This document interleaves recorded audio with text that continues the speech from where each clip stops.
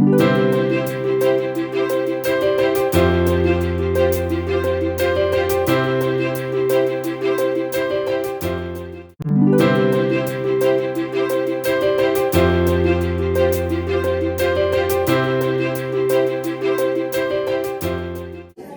హోమం చేయాలి. చండీ హోమం ఎందుకు చేయాలనే విషయం అక్కడ చెప్పుకున్నాం. నేను ఆచరించినటువంటిది కలశ స్థాపనం అని అర్థం. చండీ హోమం చేయాలనే విషయంలో చండీ చేయాలి అంటే సకల విఘ్నాలను పరిహారం చేసేవాడు ఆ యొక్క విఘ్నేశ్వరుడు. కావున ఆ గణపతి యొక్క అనుగ్రహం కోసం ముందుగా ఆదౌ పూజ్యౌ గణాధిప అనేటటువంటి మన యొక్క శాస్త్రకారుల యొక్క వాక్యానుసారంగా ముందుగా గణపతి పూజతో ఆరంభం చేసుకోవాలి. తరువాత పుణ్యాహవాచనము అని చెప్పి 2 కలశాలు పెట్టుకొని అందులో వరుణ వాస్తు దేవతలను ఆవాహన చేసుకొని ఆ నీటితో మన మీద ప్రోక్షణ చేయడం జరిగింది. చండీ హోమం అంటే కేవలం చండీ అమ్మవారిని ఆరాధించడమే కాదు, చండీదేవి పలకాలి అంటే ఈశ్వరుని యొక్క ఆరాధన చాలా అవసరం. కావున రుద్రుణ్ణి ఆవాహన చేస్తున్నాం. ఎందుచేత అంటే అక్కడ రుద్రహోమం చేయాలి. మరి శివుణ్ణి ఆవాహన చేస్తే సరిపోతుందా?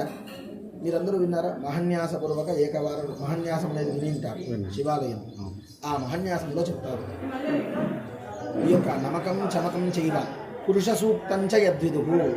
కేవలం రుద్రహోమం చేస్తే శివుడు పలకడంట, విష్ణుమూర్తి చెప్తేనే శివుడు పలుకుతాడు. కావున రుద్రహోమం చేస్తే సరిపోదు, పురుష సూక్త హోమం కూడా చేయాలి. కావున ఇక్కడ రుద్రదేవుణ్ణి పురుషరూపి అయినటువంటి విష్ణుమూర్తిని కూడా ఆవాహన చేస్తారు. మనం ఆవాహన చేస్తున్నాం ఇంతవరకు గణపతి, లక్ష్మీ గణపతి, ఈశ్వరుడు, విష్ణుమూర్తి. ఇక్కడ ఆవాహన చేసినటువంటిది పూర్ణాహుతి అయిపోయేంత వరకు ఈ దేవతలను కదిలించారు. అంటే ఒక హోమం చేయాలి అంటే హోమానికి అక్కడ ఏమేమి హోమం చేయాలో ఆ దేవతలందరినీ ఇక్కడ ఆవాహన చేసుకోవాలి. ఎవరెవరిని ఆవాహన చేసినా ముందుగా గణపతుల వారి హోమం చేస్తాం కాబట్టి గణపతుల వారిని ఆవాహన చేస్తాం.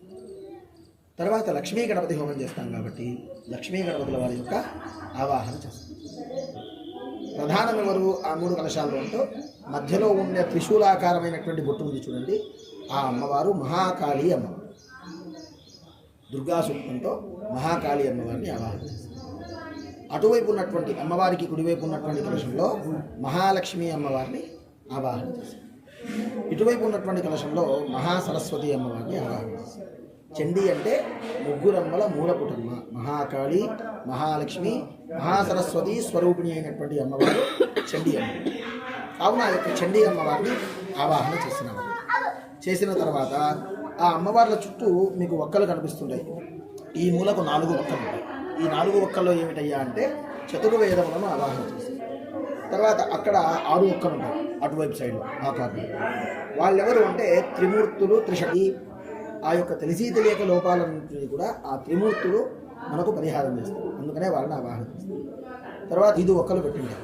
అందులో పంచలోక పాలకుడు దుర్గా, గణపతి, క్షేత్రపాలకుడు, అభయంకరుడు, వాస్తుపురుషుడు మనకు 3 ఒక్కలు. వాళ్ళను మృత్యుంజయ దేవతలు అంటారు. త్రయంబకం, అపమృత్యు, పరమృత్యు, వాళ్ళందరినీ కూడా ఆవాహన చేయాలి.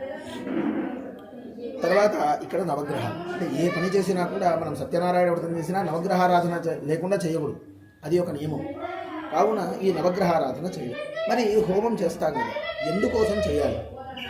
హోమం చేయడం వల్ల ఏం ఫలితం? హోమం చేయడం ద్వారా నేరుగా భగవంతునికి మనం ఇచ్చే పూజ చెందుతుంది. ఫర్ ఎగ్జాంపుల్ మీరు ఈ కలశం ఉందండి, ఇక్కడ పూజ చేశారు కదా, మళ్ళీ హోమం ఎందుకు? ఇదే దీంట్లో కూడా భగవంతుడే కదా, గణపతిలో వాడిని స్థాపన చేసినాం. అక్కడ పూజ చేసినా ఆయన చెందుతుంది కదా, మనం హోమం చేసి మళ్ళీ ఎందుకు చేయాలి అంటే దేవానాం ఆజ్యమాహారం కామధేనో సముద్భూతం సర్వక్రతుషు సంస్థితం దేవానాం ఆజ్యమాహార వత శాంతిం ప్రయచ్చమే. దేవతలకు ఆహారం ఏంటి? ఆజ్యమే ఆహారం. అందుకే హోమంలో ఏమేస్తారు? ఏ పదార్థం ఉన్నా లేకున్నా ఆజ్యమే వేస్తారు. దేవతలకు ఆహారం ఆజ్యం.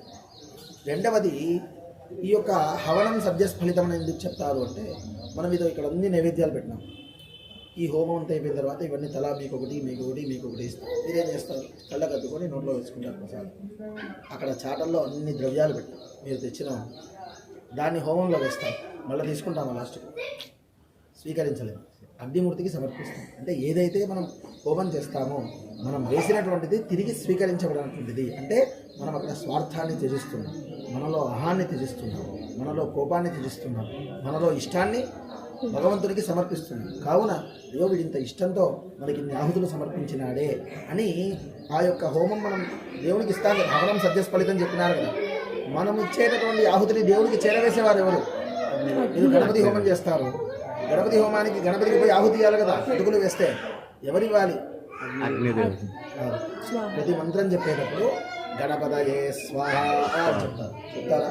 చెప్పినప్పుడు ఆ స్వాహ అనే దాంట్లోనే మ్యాజిక్. ఆ అగ్నిమూర్తికి ఇద్దరు భార్యలు, స్వాహాదేవి, స్వధాదేవి. ఈ స్వధాదేవి అనేటటువంటి వారిని మనం తద్దినాలు, అమావాస్య తద్దినము, తర్పణము, సాంబ్రాణి వేస్తాం చూడండి, అప్పుడు స్వధ అనే మంత్రాన్ని ఉపయోగిస్తాం. ఈ స్వాహాదేవిని శుభకార్యాలలో మనము ఉపయోగిస్తాం. శుభాలంటే హోమాలు. గణపతయే స్వాహ అన్నప్పుడే, అంటే కరెక్ట్గా 2 అక్షరాల స్వాహ అన్నప్పుడే మీ చేతిలో ఉన్న ఆహుతి ఖచ్చితంగా హోమగుండంలో పడాలి. పడినప్పుడు ఆ అగ్నిమూర్తి భార్య అయినటువంటి స్వాహాదేవి ఈ విధంగా చేపట్టుకొని నిలబడి ఉంటున్నారు. మనం ఇచ్చే ఆహుతిని స్వీకరించి, మీరు ఏ హోమం చేస్తున్నారు? గణపతి హోమం కదా. ఆ గణపతుల వారి దగ్గరికి వెళ్తున్నారు. అయ్యా, ఫలానా గోత్రం వాళ్ళు, ఫలానా పేరుగల వాళ్ళు, మీ సంకల్పం వేరుంటుంది, వీరి సంకల్పం వేరుంటుంది, ఆయనది వేరుంటుంది. ఎవరి ప్రత్యేకం వాళ్ళది ఆహుతి కదా. కాబట్టి ఈ గోత్రం గల వాళ్ళు ఈ సంకల్పం నెరవేరడానికి ఈ ఆహుతిని మీకు ఇచ్చినారు. మీరందరూ ఒకటే ఆహుతి వేయరు కదా. ఒకరు అడుగులు వేస్తారు, ఒకరు కాలాలు వేస్తారు, ఒకరు నెయ్యి వేస్తారు, ఒకరు సమిదలు వేస్తారు. కావున ఈ ప్రత్యేకమైన ఆహుతిని ఇచ్చినారు కాబట్టి ఆహుతిని స్వీకరించి వారి యొక్క కోరికను మన్నించుకొని మన తరపున స్వాహాదేవి వెళ్ళి వాళ్ళని ప్రార్థన చేసి వస్తుంది. ఎంతసేపట్లో? ముహూర్త మాత్రం చేత. అంటే మళ్ళీ నెక్స్ట్ ఇంకో స్వాహాకారం వస్తుంది కదా, ఆ స్వాహాకారం వచ్చే లోపల పోయి ఆహుతిని సమర్పించి వస్తుంది ఆవిడ.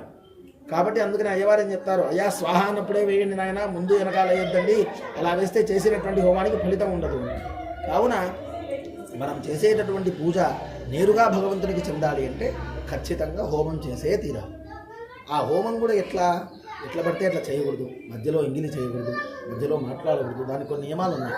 మనం భోజనం చేస్తుంటాం, భోజనం చేసేటప్పుడు ఎవరైనా వచ్చి మాట్లాడితే కోపం వస్తుందా? లేదు.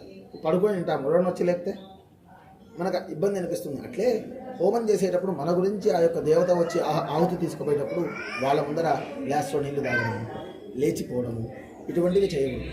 ఎంత శ్రద్ధగా చేస్తే అంత త్వరితగతిన మీ యొక్క ఫలితాన్ని అనుభవిస్తారు. ఏదైనా అంతే. కావున ఈ యొక్క పూజా కార్యక్రమానికి ఫలం అక్కడ హోమం చేయడం ద్వారా వస్తుంది. ఆ హోమము అగ్నిమూర్తి భార్య అయినటువంటి స్వాహాదేవి ముఖంగా ఈ హోమ కార్యక్రమం అంతా కూడా జరుగుతుంది.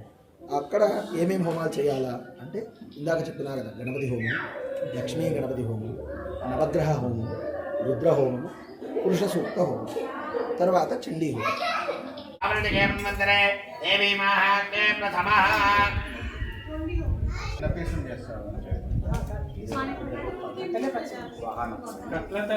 ఓం నమో దేవ్యై మహాదేవ్యై శివాయ నమః.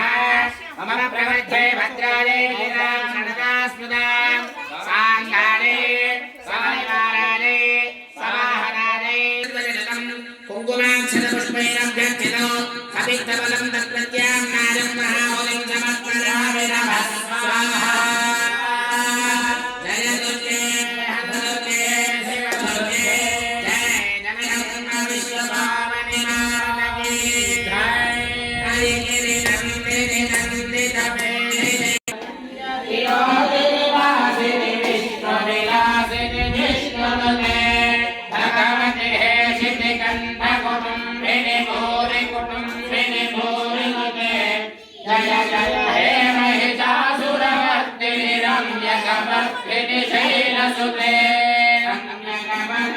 శైలసుతే శైలసుతే జగన్మ విశ్వభావని మాతకి జై. రెండవ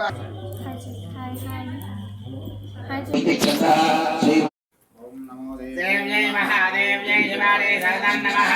నమః ప్రవర్తే భద్రారే నియతాం సరదాస్మదాం సాంగారే సపరివారారే సవాహనారే సానుగానే సశక్తిగానే అష్టమాతృకా స్వరూపణ్యై శ్రీ మహాదేవ్యై ఇదం జగం నాగవల్లీ నవస్వరయుతం కుంకుమాక్షర పుష్పైరభ్యర్చితం సుగంధం మహాహుతిం సమర్పయామి నమః స్వాహా.